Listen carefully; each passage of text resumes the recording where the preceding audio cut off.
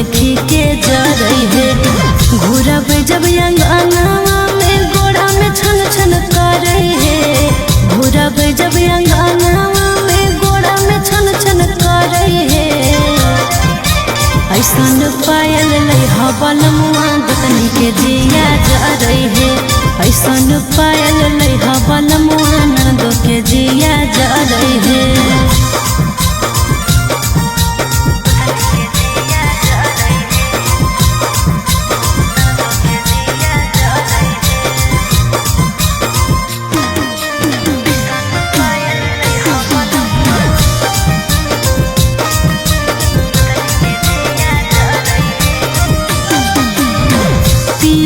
Colour के एगो सड़िया ले हो बंगाल से एगो जी। उठावा के चाहिए उठल लिया किनली हलाल एगो जी।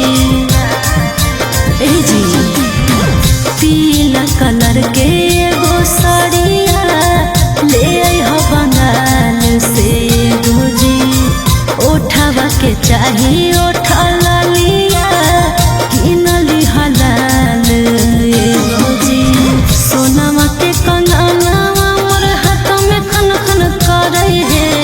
सोनामा के कंगनावा मोर हाथों में खन खन करई है। ऐसा चूड़ी ले आई हो पिया गोतन देखी के जरई है। ऐसा चूड़ी ले आई हो पिया नाना तो देखी के जरई है।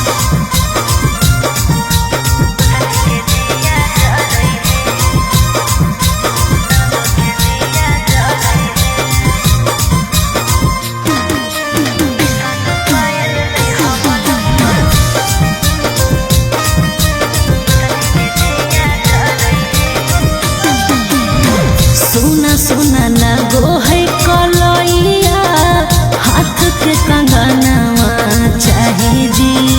इतना दिन कमैल जे रुपैया सोना के गहनवा चाहिए जी।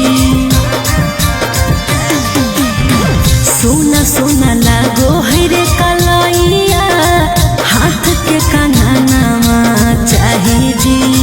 इतना दिन कमैल जे रुपैया सोना के गहनवा चाहे जी। घर से बाहर ले टोला मोहल्ला हमर चर्चा करो है। घर से बाहर ले टोला मोहल्ला हमर चर्चा करो है। ऐसन पायल ले आई हबल मुआ गोतनी